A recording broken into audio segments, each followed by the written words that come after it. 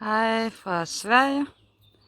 Jeg fik lige en lille påmindelse her til morgen omkring netop det her med at arbejde med den magiske natur og den magiske have.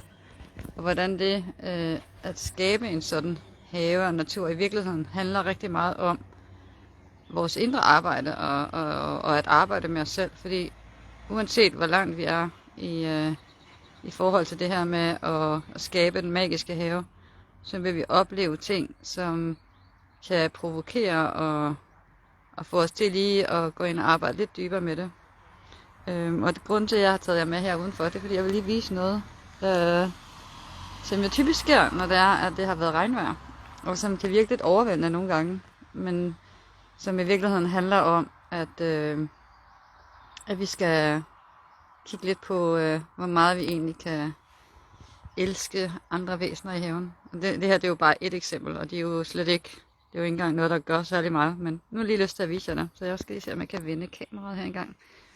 Lige derhen, hvor de er. Skal vi se engang. Så, så vil vi se engang. Det er så vores fine have her.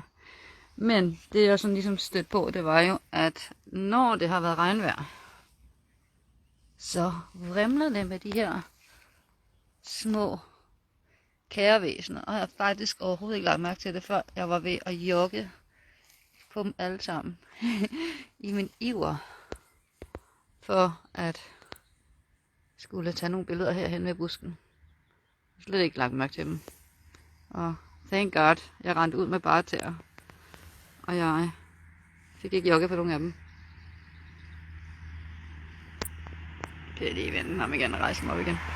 Men min pointe med det her, det er i virkeligheden det her med, at når vi skaber en magisk have eller en magisk natur og ønsker at skabe det her forhold med naturen, så det er enormt vigtigt hele tiden at mærke efter, hvordan reagerer vi på både planter og dyr, som vi ikke ønsker i haven. Hvordan kan vi lære at acceptere dem som en del af haven og naturen, og så skabe den balance med dem og i os selv i forhold til, at vi kan være her alle sammen.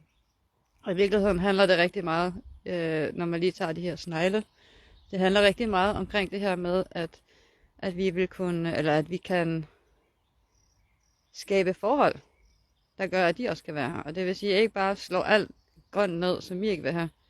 For eksempel har vi en ret vild have. Det lød lidt distraheret af nogle fugle. Vi har en ret vild have i forhold til, eller hvad hedder sådan noget, vores græsplæne, den er sådan meget med vilde planter. Og hvis vi vælger at lade nogle stykker af dem blive, så giver det også mulighed for, at der er mad til alle de andre dyr, der lever i haven. Så det var bare lige en lille pip her fra Sverige med kæmpe sneglebesøg. Og det var bare et lille stykke af lige ude for vores indgang faktisk. Så håber I har det rigtig dejligt, og jeg håber I får en vidunderlig dag. Hej hej!